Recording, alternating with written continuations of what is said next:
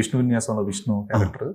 So ఎంతవరకు engaging గా ఉండబోతుంది, ఎంతవరకు రిలేటబుల్ గా ఉండబోతుంది? చాలా కొత్త డిక్షన్ ఉంటుందండి దీంట్లో. మాటలు గీట్లు అన్నీ చాలా బాగుంటాయి. మంచి డిఫరెంట్ లవ్ స్టోరీ. ఆ లవ్ ఎప్పుడైతే ఒకనొక సిచ్యువేషన్కి వస్తుందో అక్కడి నుంచి ఫ్యామిలీ డ్రామాగా మారుతుంది సబ్జెక్ట్ అంతా కూడా. సినిమా అంతా కూడా సిచ్యువేషనల్ కామెడీ కింద జరుగుతుంది. సెకండ్ హాఫ్లో మనకి ఎక్కడ పర్ఫెక్ట్ టైంలో డ్రామా రావాలో అక్కడ మంచి డ్రామా వస్తుంది.